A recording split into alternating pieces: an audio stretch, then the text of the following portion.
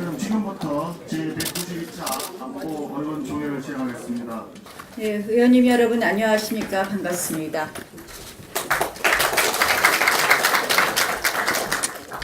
사실 모두들 어떻게 보면 정말 이 여름 한 가운데 있기 때문에 잠시들 다들 이렇게 좀 휴식을 취하고 국민들도 아마 좀 편안한 그런 시기가 되었으면 하는 그런 때입니다. 그러나 아시다시피 지난주는 대한민국 최대의 안보 난국 주간이었다 이렇게 생각을 합니다. 아시다시피 러시아가 독도 영공을 침범했습니다. 러시아와 중국은 유사 이래 처음으로 폭격기 2대가 꼬리를 무는 아주 이례적인 군사훈련을 시행했습니다. 그 와중에 일본은 독도 영유권을 주장하는 듯한 그러한 발언을 이어갔습니다. 그러면서 북한은 또다시 지난주에만 두 발의 미사일을 쏘았고 어제 우리 국방부의 발표에 의하면 미사일이라고 하는데 오늘은 이 방사정포라고 하는 어제의 미사일을 쏘았습니다. 결국 이 부분은 북한이 거짓말을 하는 것인지 아니면 북한이 진실을 말하는 건지 명확하지 않지만 결국 북한이 진실을 말하고 있다면 우리는 정보 실패이고 북한이 거짓말을 하고 있다고 하더라도 역시 안보에 구멍이 난 부분입니다. 아시다시피 이렇게 최대의 안보 난국 주간이었습니다. 그런데 여러분들 대통령 지난주에 뭐 하셨습니까? 저희는 이 안보 난국 주간에 청와대가 NSC도 러시아 영공 침범 때는 아예 열지를 않았습니다. 북한이 미사일 발사했을 때는 대통령 주재의 NSC 전체 회의가 아니라 정의용 실장, 안보실장 주재의 NSC 상임위만 열었을 뿐입니다. 결국 대통령은 이 안보 난국에 안 보였습니다. 대통령은 그 대신 거북선 횟집에서 보이셨고 대통령은 그리고 지방 일정에서 보이셨습니다. 그리고 오로지 나온 메시지는 갈 길이 멀다라는 메시지였습니다. 저는 어제 운영위가 예정되어 있음에도 불구하고 이 북한의 2발의 미사일 발사로 추정된다는 그러한 보도를 접하고 대승적으로 운영위 연기 결정을 요구했습니다. 그렇게 해서 운영위를 연기해주면서 그 대신 대통령이 참석하는 NSC 회의를 열어라. 그리고 그 회의에서 논의할 것은 결국 북한이 명백히 남북 군사 합의를 폐기했기 때문에 9.19 남북 군사 합의를 위반했기 때문에 이 남북 군사 합의는 폐기를 할 것을 선언해라. 그리고 두 번째로는 이미 사실상 우리의 핵 억지력에 상당한 지금 핵 억지력이 사실상 약화되었기 때문에 이것을 강화하기 위해서 일각에서 제기되는 나토식 핵공유를 변형한 한국형 핵공유를 심각하게 검토해봐라 하고 요구했습니다. 그리고 세 번째로는 지금의 우리 대한민국의 킬체인이나 한국형 미사일 방어 체계로는 사실상 이스칸다르급 미사일에 대한 방어가 되지 않기 때문에 이러한 부분에 대해서 새로운 미사일 방어 체계도 검토해달라 이렇게 요구했습니다. 그럼에도 불구하고 어제도 역시 대통령은 안 보였습니다. 정의용 안보실장의 주재의 NSC 상임위만 열렸습니다. 또한 우리가 요구하는 이러한 국민들의 불안을 해소하기 위한 어떠한 대책의 논의의 진전도 안 보였습니다. 참으로 그 집권 여당 또 청와대의 무능함을 볼 수 있는 부분이었습니다.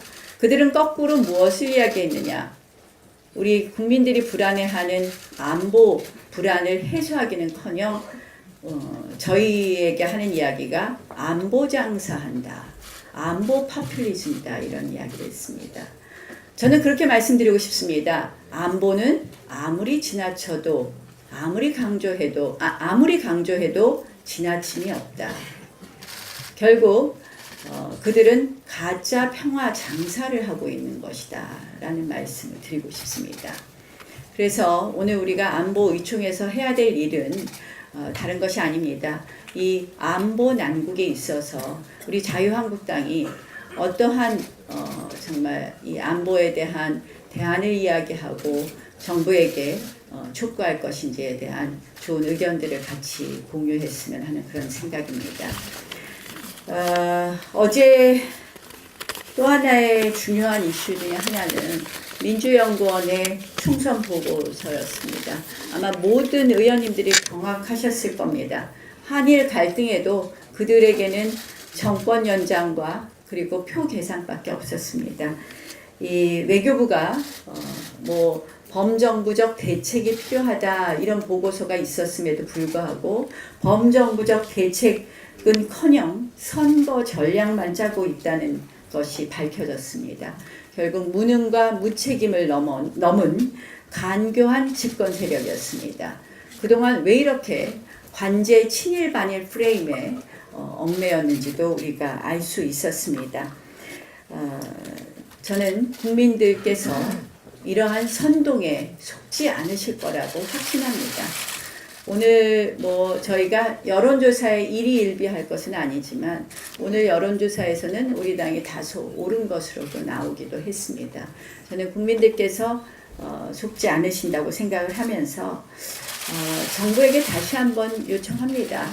결국 이것은 외교적 해법만이 답입니다. 마침 한미일 장관 회의가 곧 예정되어 있고 폼페이오 장관이 일종의 동결을 요구하는 분쟁 중단 협정을 촉구한다는 그런 보도도 있습니다.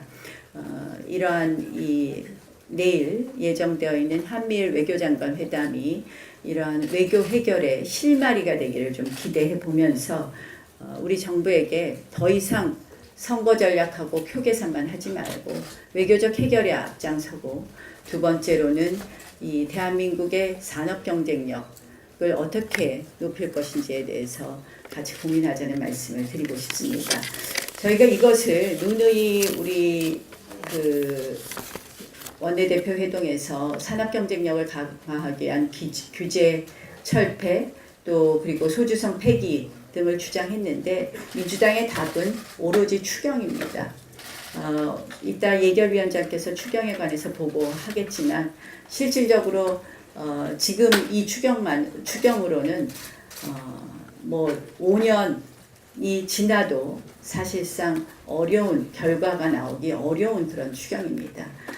이따 우리 비공개 의총에서 조금 더 논의하겠지만 그럼에도 불구하고 이것을 대승적으로 일본 추경을 전부 인정해 줄 것인지에 대해서 우리가 국익 차원에서 한 번 더 논의를 했으면 하는 그런 생각입니다.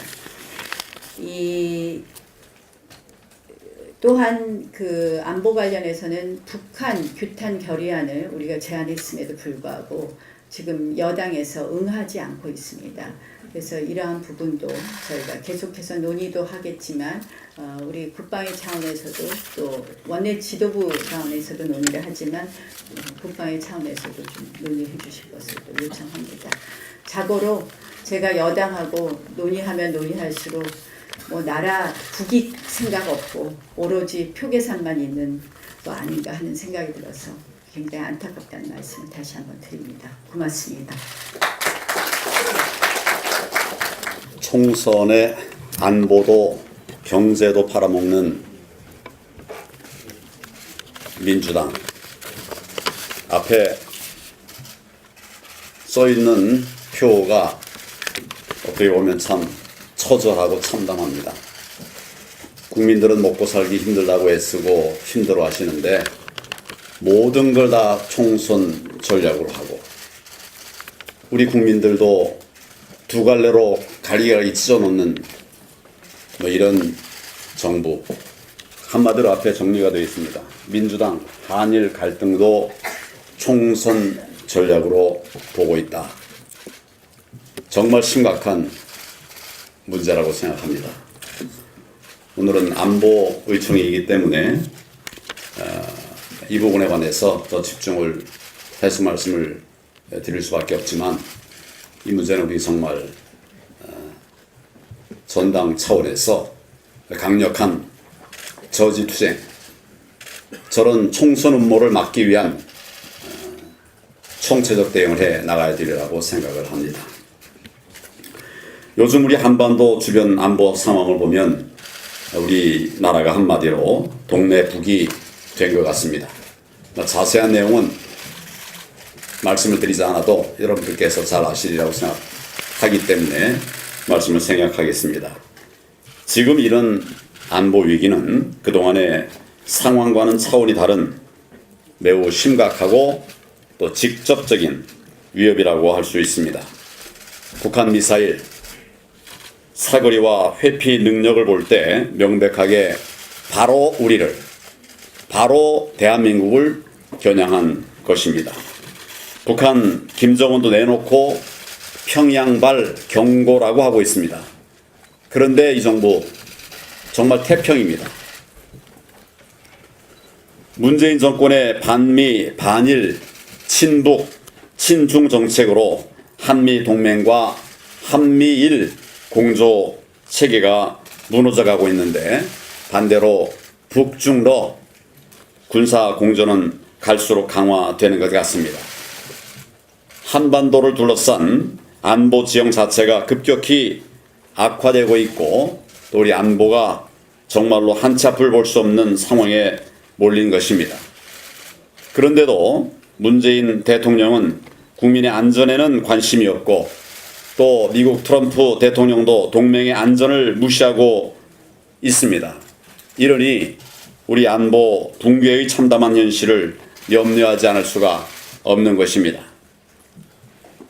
이 정권이 이대로 3년도 안보를 무너뜨린다면 정말 대한민국의 존립까지 위태로워지는 상황이 될 것입니다. 지난 2년여 동안 문재인 정권은 끊임없이 우리 안보를 약화시키는 길을 걸어왔습니다. 우리가 그 순간순간들을 다 보고 지금까지 오고 있지 않습니까? 국민적 합의도 없이 9.19 남북 군사 합의를 체결해서 우리 군에 손발을 묶고 우리 국방에 큰 구멍을 뚫고 있습니다. 헬기 한 대도 북한 허락을 받아야만 뜰 수 있는 그런 군대를 과연 정상적인 군대라고 할 수가 있겠습니까?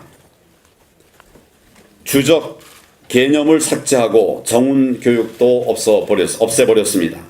우리 군의 정신 전력마저 망가뜨리고 있습니다. 강력한 제재로 북한 핵무기를 폐기해야 할 마당에 문재인 대통령은 세계를 돌아다니면서 오히려 북한 제재 풀어달라고 김정은의 편을 들고 있습니다. 지금도 대한민국 온 국민이 북한의 핵 인질이 될 상황인데 대통령은 아까 여러 번 말씀드린 것처럼 NSC 한 번 제대로 열지를 않고 있습니다. 국민들의 안전보다 김정은의 안전을 먼저 염려하는 대통령, 나라의 안보보다 선거용 이벤트만 생각하는 이 정권, 과연 우리가 믿고 국민의 생명과 안전을 맡길 수가 있겠습니까? 심각한 상황이라고 생각합니다. 지난 주말에 제가 안보 관련 입장문을 내고 이 정권의 4대 요구사항을 이행할 것을 촉구한 바가 있습니다. 휴지 조각이 돼버린 9.19 남북 군사 합의를 대통령이 직접 폐기 선언할 것, 유엔 안보리 소집을 요구하고 북한 제재 강화에 나설 것, 그리고 외교 안보 라인을 전면 교체할 것, 국회 국정조사를 수용할 것, 그 4가지였습니다. 안보 정책을 근본적으로 바로잡기 위한 4가지 요구사항입니다. 이제라도 문재인 대통령과 이 정권은 우리나라가 처한 엄중한 안보 현실을 깨닫고 이러한 요구사항을 즉각 받아들여야 할 것입니다. 만약 계속 굴종적인 대북 정책을 고집한다면, 나라의 안보를 무너뜨리는 길을 계속 가려 한다면 더 이상 국민들께서 용납하시지 않을 것입니다.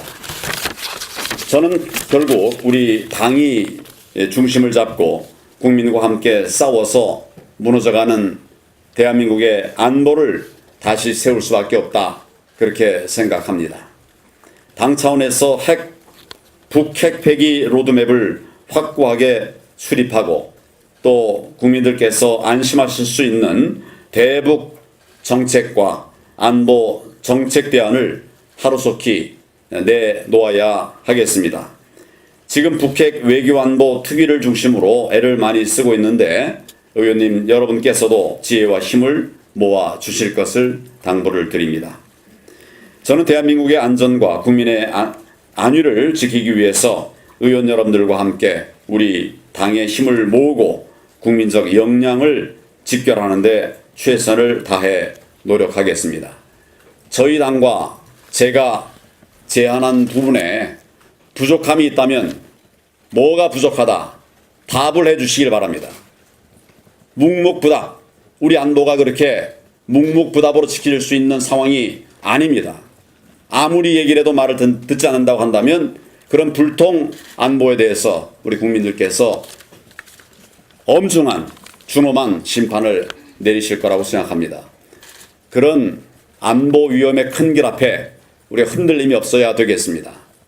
정말 우리 대한민국을 지키겠다고 하는 결연한 각오로 안보 위기를 극복해 나가고 또 그것을 바탕으로 해서 우리 경제가 다시 살아날 수 있는 밑받침이 될 수 있도록 우리 의원님 여러분들께서 힘을 합해 주실 것을 당부를 드립니다. 감사합니다. 총선 낙용 민주당을 규탄한다. 총선에 안보도 경제도 팔아먹은 민주당은 해산하라. 예, 대단해요. 예, 오늘 아침에 아마 우리 선배 동료 의원님들 어제 북한이 다구경 조종 방사포락도 했고 우리 국방부에서는 단거리 미사일을 했는데 왜 이렇게 틀렸냐에 대한 첫 번째 의문이 생길 겁니다. 저 국방부에 조금 일을 했던 입장에서 비슷한 상황을 이렇게 놓고 보면은 우리 군의 그 북한 미사일에 대한 탐지 능력이 과거 정부에 어떠했느냐 상징적인 일이 있습니다. 2012년 후반기에 북한이 장거리 미사일을 발사를 하다가 실패해가지고 세 조각으로 나눠졌어요. 떨어졌는데 서산 앞바다에 추락했는데 그 탐지를 우리 군이 탐지를 해서 낙하 지점을 찾아가서 그 떨어진 부품들을 다 주워서 완벽하게 조립을 해놓고 있습니다. 국방과학연구소 ADD 가면은 북한 미사일을 재조립해놓은 것을 실물을 볼 수 있다. 2012년도에 그렇게 빼어났던 탐지 능력, 그 이후로도 그 북한이 발사하면 잘 우리가 탐지를 우방 국가들보다 더 잘했던 능력이 있었습니다. 그런데 요즘 와서 갑자기 탐지 능력이 문제가 생긴 것 같아요. 얼마 전에 5월달에 발사했을 때는 아직도 분석 중이라고 발표를 안 하고 있다가 이번에는 제대로 또 빨리 발표했는데 북한이 이렇게 다른 이야기를 하고 있는데 우선 검증이 필요한 부분입니다만 우선은 우리 군이 이렇게 미사일 발사할 때 발사체가 나왔을 때 항적거리를 재고 재원을 찾고 이것은 세계 최고의 탐지 능력을 갖고 있다 생각을 해야 됩니다.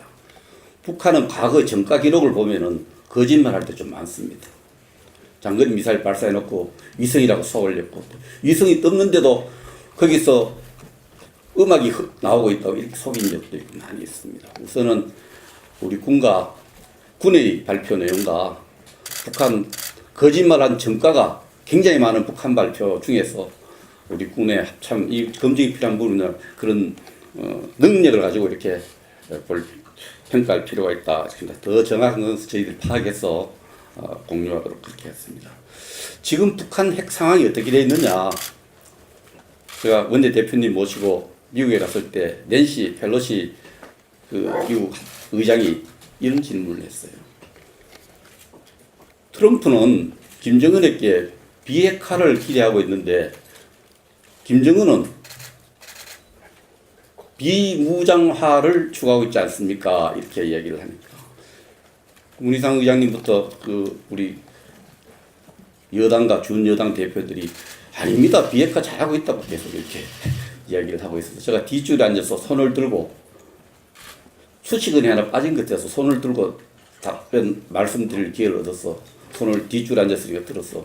그 지금 말씀하신 비무장화는 대한민국의 비무장화를 이야기한 거 아닙니까? 하니까 대답이 그렇다 그런 겁니다.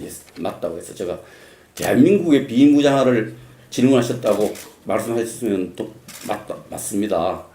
대한민국의 비무장의 핵심이 뭐냐? 대한민국의 재래식 전력을 증강시키는 노력을 막고 또 한미동맹을 해체하는 그런 길로 그런 목적을 갖고 김정은은 노력하고 있다니까 그때 낸시 펠로시가 굉장히 적극적인 동의를 언론에 많이 났던 적이 있습니다. 지금 북한의 핵을 비핵화가 아니고 거꾸로 핵 동결도 아니고 핵 강국의 길로 가고 있다. 저는 이렇게 판단하고 있어요. 저는 평생 이 분야에 연구를 해왔습니다. 우리가 핵 능력이라면은 두 가지를 갖고 봐야 됩니다. 핵 탄두를 만들 수 있는 능력. 좀 더 빠지면 핵 탄두로서 만들 수 있는 핵 물질을 생산할 수 있는 능력. 핵 탄두를 만들 수 있는 능력. 이 핵 탄두를 손으로 던질 수 없는 겁니다. 폭격기에 실어서 투하를 해야 되고 미사일에 실어서 날려야 되는 건데 미사일 능력 개량이 핵심적입니다. 핵 능력은 핵 탄두와 미사일 능력을 결합시켜서 전체적인 핵 능력, 핵 무기 체계가 완성되는 겁니다. 핵 탄두 실험 이제 안 해도 됩니다. 북한 5번 정도 하면 파키스탄, 인도 안 합니다. 시제품이 만들어졌는데 만데 다시 실험을 하겠습니까? 계속 생산하는데 핵물질 확보해가지고. 그래서 월스트리트 저널에서 이번에 보도를 조정했습니다만 싱가포르 회담 이후에 북한이 12개의 핵탄두를 새로 만들었다 이렇게 보도가 나왔어요. 그것도 미국 DNI, 미국 국방성 정보국의 보도를 갖고 했는데 미국 DNI에서 이 일을 제기했는지 그 부분을 이제 수정 기사를 냈는데 핵활동 계속하고 있는 부분은 국방부도 합참도 저희들 보고를 통해서 핵활동 계속하고 있다고 이야기했습니다. 핵탄두를 만든 노력이 계속되고 있다는 거죠. 그 뒤에 핵투발 수단을 만드는데 이번에 나온 미사일 이스칸데라라는 미사일이 언론이 많이 보는데 이게 알렉산더 대왕이 있지 않습니까? 알렉산더 대왕의 중동에 쓰는 이스칸데라 대왕이라고 합니다. 이스칸데라라는 미사일인데 내일 되면은 미국과 러시아 간에 그 중거리 핵 감축 협약이 폐기되는 날입니다. 이게 1987년 레이건하고 고르바초프가 합의해서 500km에서 5,500km에 이르는 지상 발사 탄도탄, 지상 발사 크루즈 미사일을 다 폐기하기로 한 약속이 있는데 이 약속을 하고 나서 하나의 걸프 전쟁이 터졌습니다. 87년 약속하고 걸프 전쟁 때 미국이 새로운 무기 체계를 드러냈습니다. 그게 패트리어트 미사일. 패트리어트 미사일을 가지고 이라크가 쏘는 미사일을 요격을 하는 인터셉터가 요격을 하는데 신비했습니다. 56% 정도 요격률을 가졌는데 나중에 지금 한 80% 요격률을 가졌는데 이 미사일이 등장해서 발사하는 미사일을 다 요격하니까 소련이 깜짝 놀란 거죠. 러시아로. 거기에 대항할 수 있는 무기를 개발한 것이 이스칸데라 미사일. 이스칸데라에서 95년에 개발을 시작해서 이 미사일이 속도가 일정하고 고도가 일정하면 요격당하기 쉬워요. 그러나 속도를 조정하고 들락날락 유엔진 야구공하고 비슷합니다. 이 속도를 조정하고 고도를 조정하면 요격이 힘들어요. 이 미사일을 95년에 개발 시작해 2000년대 중반에 이렇게 양산을 하고 그때 러시아가 못 살았지 않습니까? 90년대 말에 이 기술을 다른 국가에 좀 수출하는 북한이 입수했다 이렇게 봅니다. 근데 문제는 이스칸데라 미사일을 이 때문에 사실은 미국과 러시아의 중거리 핵 분축 협약이 폐기에 이릅니다. 러시아는 이걸 계속 490km밖에 안 나간다 그러고 미국은 아니다. 600km에서 1200km 나가는 걸로 INF 조약을 위반하고 있다 해서 이 문제를 해서 이게 서로 절충점을 못 받아서 지난 2월에 미국이 우리 그 조약 더 유지하겠다, 폐기하겠다 해서 내일자로 그게 폐기되는 걸로 이렇게 하고 있습니다. 이스칸데라 미사일은 우리가 갖고 있는 패트리어트 미사일 이것도 북한이 1차 핵실험 이후에 독일 중고제 갖고 오는데 1조 5천억 돈 주고 그냥 사왔습니다.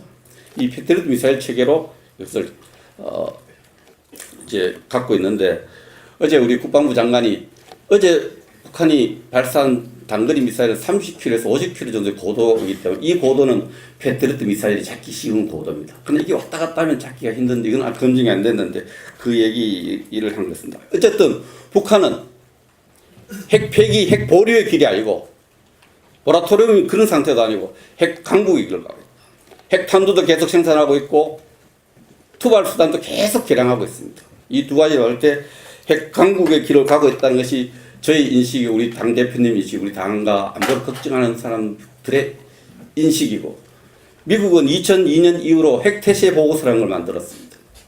NPR 그 세계에 대한 그 보고서를 만들어서 그 내용의 핵심은 2002년 이후부터 미국이 늘 핵을 선제 사용하지 않는다는 원칙에서 좀 벗어나서 상대국이 핵을 사용할 임박한 징후가 있을 때 선제적으로 공격할 수 있는 그런 태세 보고서가 2002년에 나온 적이 있습니다. 어쨌든 북한은 지금 우리 정부의 희망은 하고는 완전히 다른 길로 대놓고 핵 강국의 길로 가는 겁니다. 이번에 미사일 쏘놓고 뭐라 했습니까? 대남 경고용 무력 시위라고 했습니다. 무력 시위는 어떤 데 쓰는 용어냐? 일본이 우리를 압박해서 병자 수호 조약을 맺을 때 미국이 일본을 압박해서 일본과의 수교를 1854년에 페리호를 보냈을 때 힘이 센 나라가 말 안 듣는 나라에 가서 무력 시위를 해가지고 말 듣도록 한 것이 무력 시위입니다. 북한은 그것을 대남 경고용 무력 시위라 했는데도 이 무력 시위 용어를 잘 몰라요. 모른 척하고 있는 거죠. 그래서 이런 상황에서 우리 보고는 바른 자세를 가지라는 겁니다. 바른 자세. 우리 대통령 바른 자세. 이 초등학교 교사가 학생들한테 하는 바른 자세. 바른 자세 어떤 자세냐? 한미연합 훈련 안 하는 거. 그리고 우리가 8조 예산을 들여가 하고 있는 F-35 구매 사업 중단시키는 거. 이걸 들어줄 수 없는 일을 이야기를 하는 것은 안 들을 걸 안다는 거죠. 그러면은 그것을 구실로 안 들어줄 이유를 내세우고 대담하게 핵 투발 능력을 강화시켜서 핵 강국기를 가고 있다. 저는 그렇게 생각합니다. 동의하시죠? 북한은 핵 폐기가 아니라 핵 강국기를 가고 있습니다. 그게 굉장히 중요한 문제고. 핵 강국기로 가는데 또 하나 있습니다. 잠수함 3,000톤급 해갖고 세계 미사일을 실을 수 있는 건데 이 잠수함 3,000톤의 의미는 뭐냐면 잠수함에서 미사일 쏠 때 기본 원리가 나가는 힘만큼 뒤에 반동한 힘이 생깁니다. 이 반동한 힘을 견딜 수 있는 잠수함 크기가 3,000톤급입니다. 3,000톤급이 되면은 잠수함을 이용해서 미사일을 쏠 수 있는 능력이다. 이게 잠수함, 미사일에서 투발 능력을 강화시키고 핵탄도 개량하고 있는 이런 냉엄한 현실을 자꾸 눈을 감고 있는 거죠. 우리 정부가. 정부가 눈을 감고 있고 여당이 눈을 감고 있는데 우리마저 눈 감으면 진짜 나라가 안보가 거들날 수밖에 없다 생각을 합니다. 그래서 핵 보유했을 때 우리는 어떻게 해야 될 거냐? 이 부분에 이제 가장 핵심적인데 우리가 핵을 갖지 않은 국가들이 핵을 가진 국가로부터 위협에 특히 대비하기 위해서 가장 많이 들었던 말씀들이 핵 우산일 겁니다. 핵 우산. 미국이 자기들 우방 국가, 유럽에 있는 나토 국가라든지 우리나라라든지 일본에 대해서 핵 가지려고 하지 마라. 우리가 가진 핵으로 지켜주겠다. 이 핵 우산입니다. 90년 이후에 이게 또 러시아가 해체되면서 핵이 좀 우크라이나라든지 좀 이렇게 핵 기술이 쫙 전파되니까 좀 내놓은 용기가 좀 세련된 우산, 더 좋은 우산을 보여준 것이 확장 억지라는 겁니다. 확장 억지라는 것은 옛날에는 핵 공격을 받았을 때만 핵으로서 보복 능력을 보여줘서 그걸 억제하려 했는데 재래식 공격을 받았을 때라든지 핵 공격 임박할 때 핵 전력 플러스 미국이 갖고 있는 재래식 전력, 전 세계가 갖고 있는 전력을 다 동원해서 막아주겠다. 이것이 확장 억지의 개념입니다. 우리가 이 미국의 핵 우산을 좀 더 튼튼하게 하는 수밖에 현재로서는 없습니다. 이 튼튼하게 하는데 그래도 심리적으로 불안하니까 확장 억지를 좀 더 정치적으로 좀 더 단단하게 맬 수 있는 방법으로서 생각한 것이 89년 이전에 있었던 전술핵이 한국에 있었습니다. 전술핵을 한국에 반입한다면 좀 더 심리적으로 더 우리가 좀 더 안심할 수 있지 않겠냐 이런 생각하는데 사실은 전술핵이 괌에 있든지 제주도에 있든지 서울에 있든지 평택에 있든지 전술핵의 위치가 중요한 것이 아니고 미국의 최고 지도자가 결심을 빨리 할 수 있는 지도자 간의 신뢰, 합의동맹이 튼튼해야 되는 그런 부분이 더 본질적인 문제입니다. 그러나 본질적인 문제가 있지만은 그러나 기술적으로도 전술핵 반입은 핵 우산을 좀 튼튼하게 하는 방법이 될 수 있다고 생각을 합니다. 우리 정부는 그러면 앞에 정부는 뭘 해왔느냐? 이 북한의 핵 보유를 전제해서 이걸 많이 들어서 삼축 체제를 갖고 준비해서 삼축 체제는 첫째는 NPR에 나오다시피 핵을 사용할 임박한 상황이 있을 때 그것을 사전에 발사 기지와 공군 기지, 완전 폭격기를 사용한 공군 기지, 또 미사일 기지를 모두 좌표에 넣어놨다가 파괴하는 능력, 킬체인입니다. 이 비익 사입이라 해서 우리가 그 북한 전역을 타격할 수 있는 독자적인 이 능력을 개발했습니다. 현실화됐던 부분이 이 앞에 우리 보수당 정부가 해왔던 가장 큰 과업이 킬체인 전력이었습니다. 둘째는 뭐 하느냐? 발사를 기지를 못 봤을 때는 이게 날아올 거 아닙니까? 날아오는 중간에 요격하는 능력을 갖추는 것입니다.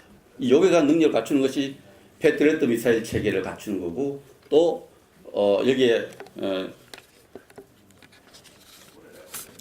패트리어트 미사일 갖추는 거고 사드가 여기에 들어가는 겁니다. 이 사드를 통해 요격을 하고 그 다음에 그래도 떨어졌을 때 우리가 피해가 많이 생기지만은 그 떨어졌을 때 대량 보복할 수 있는 능력, 군사적 수단을 갖추는 이런 것을 우리가 추진해야 하는데 이 정부 들어서 이 부분이 용어도 바꾸고 좀 흐지부지되고 있습니다. 그래서 오늘 의원님께서 이제 안보 국방에 정말 많은 경륜을 가진 선배 동료 의원님들께서 최근에 이러한 북한이 핵을 가지고 가는 이 상황에 대해서 우리 스스로도 핵을 무장해야 되지 않겠느냐는 조심스러운 의견들도 개인 차원에서 제기되고 있고 전술핵 반입은 우리 당론으로서 추진한 적이 있습니다. 저는 개인적으로는 미국과 한국의 공통의 핵태세 NPR을 만들어서 핵 사용이 임박할 때 바로 운영할 수 있는 문제도 있고 지금 나토식 핵 관리 문제가 있습니다만 이 부분 뭐 아시는 분 다 아시겠지만 나토도 핵을 사용할 건가의 어떤 결정은 미국이 하도록 되어 있습니다. 미국이 대통령과 합참의장, 국방부 장관이 국가 군사 지도 기구를 구성해서 결정을 하는데 결심하고 나서 운용하는 단계에 들어가면은 그 나라 지금 5개 나라 6개 기지에 한 200여 개 유럽에 배치되어 있습니다. 이것을 사용하는데 투발 수단은 그 해당 국가의 투발 수단을 사용하더라는 이런 나토 체계를 갖고 있는데 어쨌든 미국 국방대학교에서도 그런 문제까지 지금 한국 안보를 걱정해서 일본 안보와 한국 안보에서 그런 나토식 핵 운용 체계에 대한 얘기도 있고요. 좀 더 세계 전략적 차원으로 보면 미국은 이런 데 대해서 어떻게 대비를 하고 있느냐? MD 체계입니다. MD 체계 우리 굉장히 민감한 주제입니다만 미국이 갖고 있는 MD 체계를 좀 더 긴밀히 가져가야 되지 않냐 이런 주장도 나오고 있습니다. 그러나 오늘 우리 의원님들께서 핵 강국으로 가는 북한의 이런 핵 정책에 대해서 우리가 어떤 아이디어를 가지고 대표님도 이제 정책을 내놔야 되지 않겠습니까? 우리 입장을 정리해 가서 활발하게 많은 토의를 해주시면 우리 북핵 특위 차원에서 오늘 논의된 얘기들을 좀 말씀들을 좀 잘 정리해서 정책으로 좀 체계화된 정책으로 발전시켜 나가겠다는 약속을 드립니다. 감사합니다.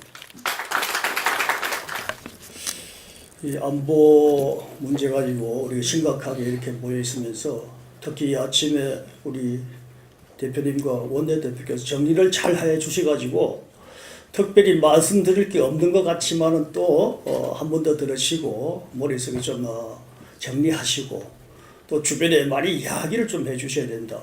여기 우리끼리 알고는 뭐합니까? 이런 부분이 상당히 문제인 것 같더라. 생각하면서 몇 가지 말씀을 드리겠습니다.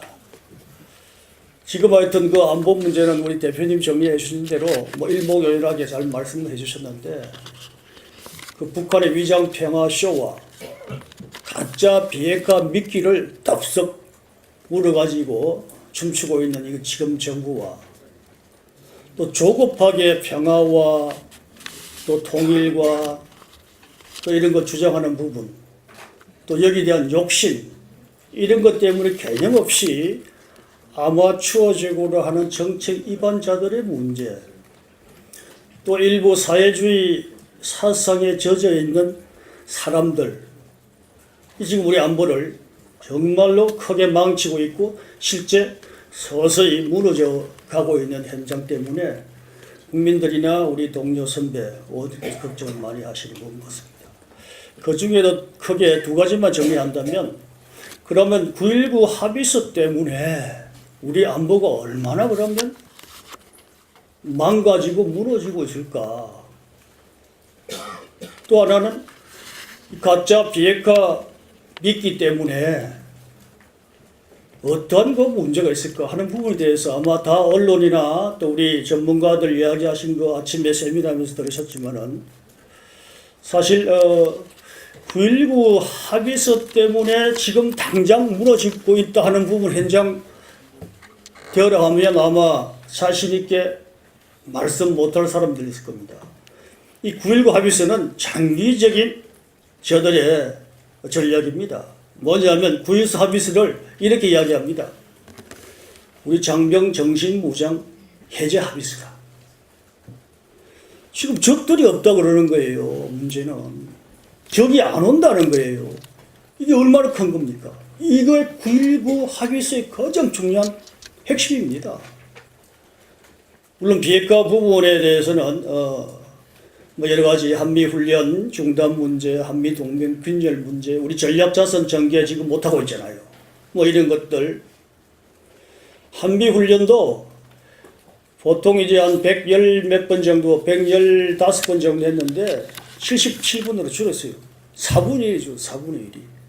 그 중에 가장 중요한 전쟁이 났을 때의 유사시에 훈련을 하는 4가지 훈련 종목이 있는데 그 중에 2개는 아예 없애버렸어요.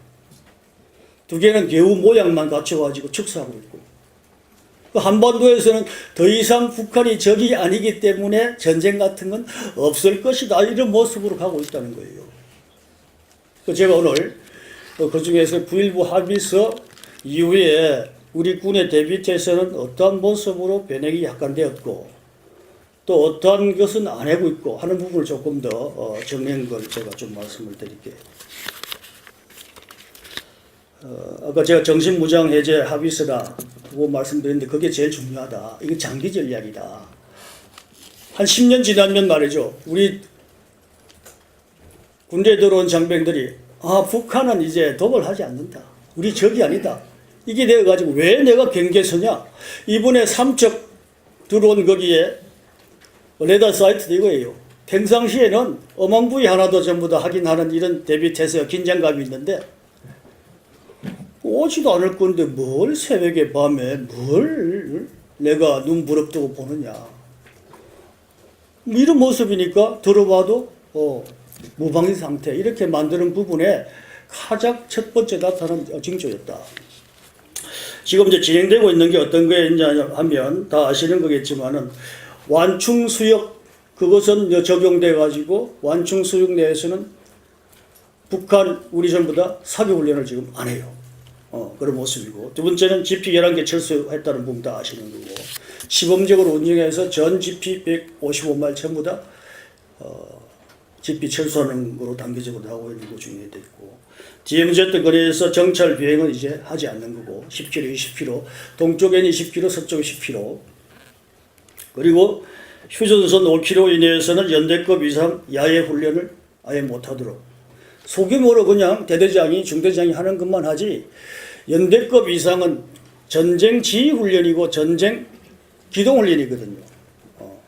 전쟁에 대비한, 적의 도발에 대비한 그런 것들은 지금 안 하고 있고, JSA 비무장화 되었고, 남북 공동 유해 발굴은 지난번에 시작했음에도 현재는 북한에서만 지금 또 그걸 이행하지 않고 안 하고 있고, 이런 부분이 이제 진행되고 있고, 진행되고 있지 않은 부분은 지난번 하노이 회담 결렬 이후에 남북 간 군사 공동위원회가 한 번도 지금 열리고 있지 않아 가지고 더 이상 진전이 없는데, 그 중에서 우리가 가장 우려하는 공동 어로구역, 평화 수역 이 부분인데, 아마 이 부분은 가장 핵심입니다만은 서로 간에 달성되기 힘든 거다. 왜냐하면 NLL을 기준으로 해서 우리는 하여야 하고, 북한은 NLL을 무시해서 하고자 하기 때문에 아무리 이 정부가 하고 싶고 하더라도 이것은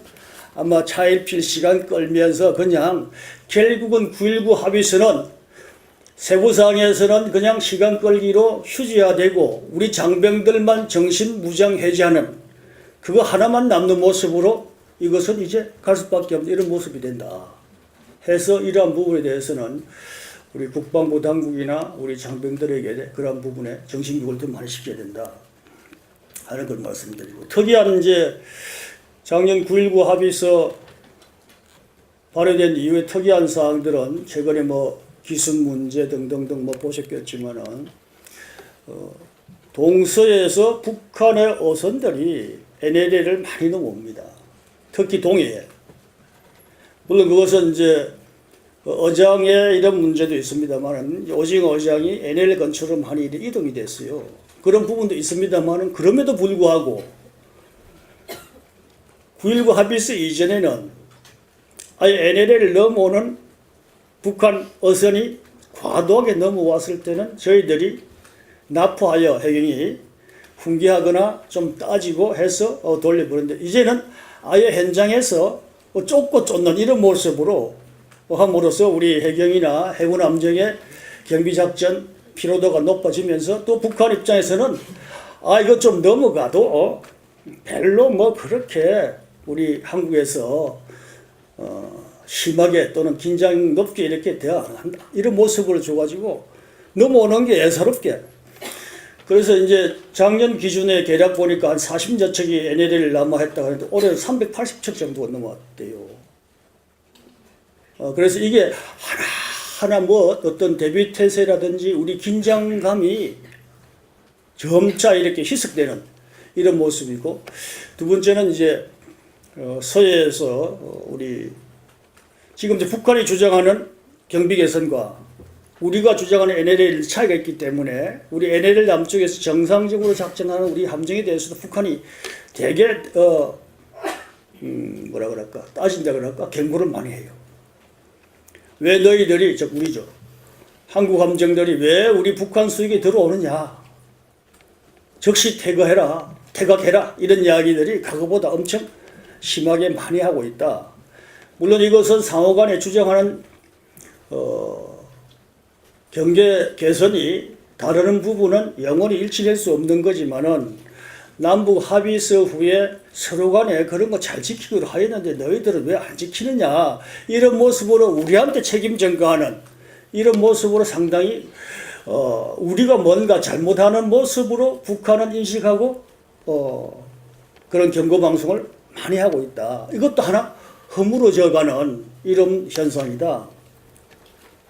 최근에 이제 기순하는 부분, 또 NLL을 남하하는 부분, 이런 부분 좀 특이하게 있는 부분들은 우리 저 삼척 현장에 우리 원내대표님 가시고 보셨지만 특이한 부분이 많은데, 그럼 이러한 여러 가지 일들, 또 최근에 이함대의 잔망경이 나타난 사건들, 또 오리발 경계병들 근무태세 해이한 이런 부분들, 기타 등등 여러 가지 북한의 탄도미사일 분야 등등이 그러면 9.19 남북 합의서의 영향 때문에 이랬을까 하는 부분에 대해서는 여러분들은 어떻게 생각하시는지, 국민들은 어떻게 생각하시는지 모르겠지만 저는 9.19 합의서 때문에 우리 한국 장병들의 근무태세가 이안되었을까 하는 부분을 시험하는, 테스트하는, 확인하는 그러한 거 아니냐 하는 저는 우려를 사실 많이 합니다. 그 중에 이제 잔망경과 거동 수상자 부분은 조금 그와 다르고요. 지난번 삼척 기순한 북한 어선도 마찬가지고, 어제도 돌려보냈다고 하는 7월 27일 날 넘어온 북한 NLL 어선 넘어온 부분도 국정원에서 합심해서 빨리 끝내야 됩니다. 이게 문제네 이거예요. 국정원이 합심조가 보는 부분이 북한에서 남한 이런 어민이나 어선에 대해서 그냥 일반적으로 너무 믿는 거예요. 우리 국정원이나 합심조에서 저들의 숨겨진 의도는 없을까? 다른 목적은 없을까? 하는 부분 한 번 더 리체크, 크로스 체크해야 되는데 그 진술자 말만 그냥 믿는 거예요.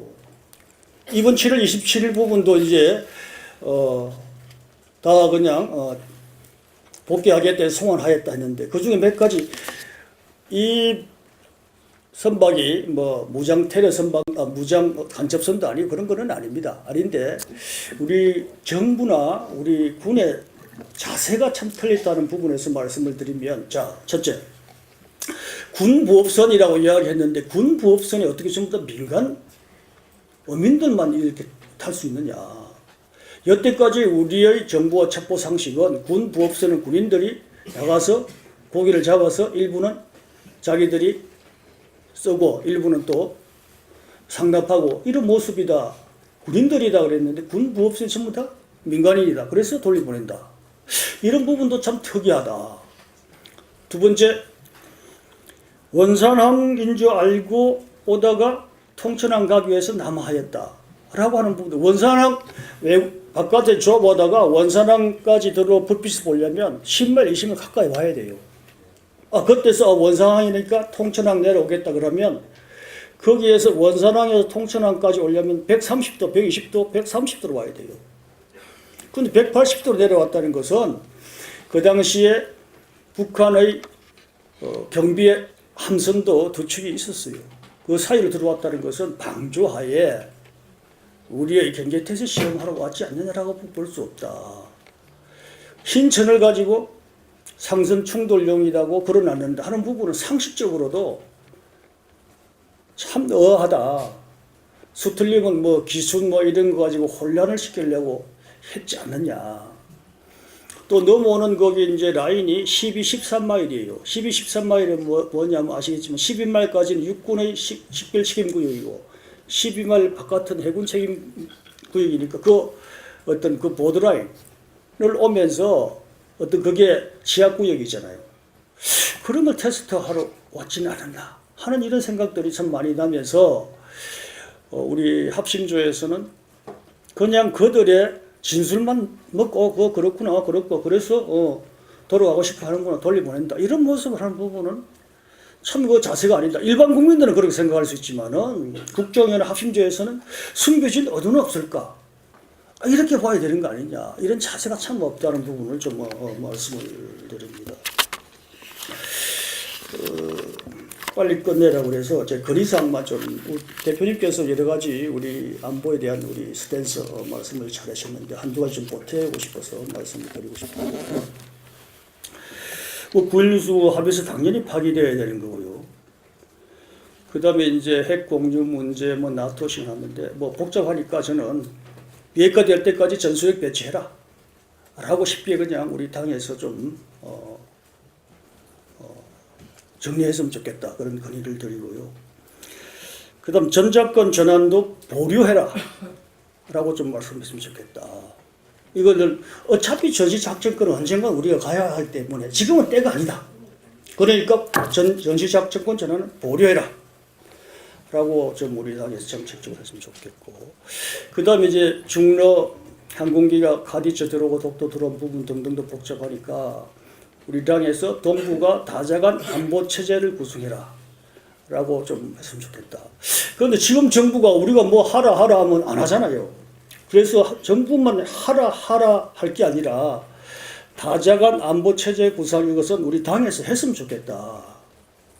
그것은 우리 당에 여의도 연구소가 있으니까 여의도 연구소와 중국, 러시아, 일본, 미국 이렇게 해서 우리가 좀 이제 국민들께 우리가 숙권할 수 있는 정당으로서 뭔가 좀 이렇게 걱정하는 부분을 해소를 할 수 있는 역량이 있구나 하는 이런 부분도 보여줄 필요가 있다. 매일 정부 비판을 하고 정부 보고 뭐 해달라고 하는데 정부가 우리 말 듣지 않지 않습니까? 그것만 가지고는 그것도 필요하지만은 부족하니까 그런 걸 우리가 조금 조금 뭔가 기능이 좀 부족한 게 있을지 몰라도 그런 모습을 해서 우리 한국당이 그런 것까지도 이렇게 하는구나 하는 모습을 좀 했으면 좋겠다는 말씀드리고,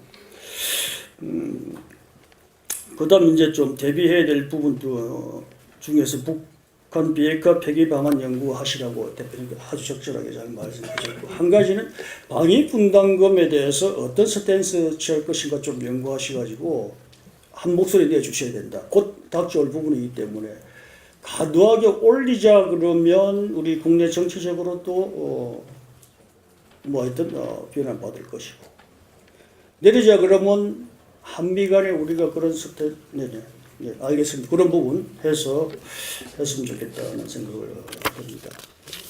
하여튼 한 마음으로 이 위기 돌파할 수 있도록 같이 노력했으면 좋겠다는 말씀. 감사합니다. 네, 김정재입니다.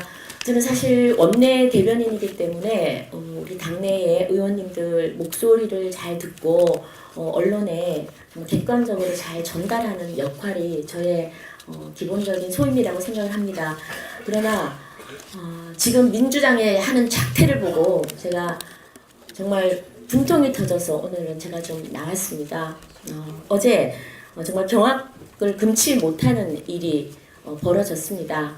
지금의 이 한일 갈등이 민주당에게 내년 총선에 유리하다라는 그런 보고서를 작성을 했습니다. 다름 아닌 양정철이 있는 민주당의 싱크탱크인 민주연구원에서 작성을 했습니다. 그리고 민주당의 전 의원에게 이걸 지금 다 배포했습니다. 한마디로 얘기하면 지금 이 한일 갈등이 대한민국 경제를 어렵게 하고 국민을 고통스럽게 하는 게 아니라 이게 웬 떡이냐, 내년 총선에 호재로 본 겁니다. 힘들어하는 국민들을 선거의 호구로 본 겁니다. 선거의 도구로 본 겁니다. 이게 집권 여당이 해야 될 일입니까? 아닙니다.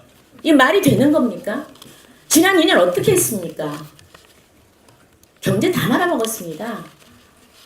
지난 5, 60년간 피땀 흘려온 거를 아주 2년 만에 그냥 말아먹었어요. 그것도 모자라서 안보, 오늘도 많은 얘기를 하셨지만 소위 한반도가 북중러가 이제 한꺼번에 우리를 우습게 알기 시작했습니다. 미국과 엇박자 내고 일본은 아예 외면했습니다. 다시 열강들이 여기 와서 놀이터, 우리 대한민국 한반도가 그들의 놀이터가 다시 되기 시작했습니다. 이런 엄중한 상황 속에서 경제 살리고 안보 지킬 생각은 안 하고 내년 총선만 생각을 한다는 겁니다. 저희가 이런 상황에서 야당 의원으로서 그냥 묵고하고 용서할 수 있습니까? 문재인 대통령 한 번도 경험하지 못한 나라 만들겠다고 했습니다. 지금 그렇게 하고 있습니다. 한 번도 경험하지 못한 안보와 경제 두 마리 토끼를 완전히 다 놓치고 말아먹고 있습니다. 국민들 원하지 않습니다. 국민을 선거의 호구로 보는 이런 문재인 정부 우리는 원하지 않습니다.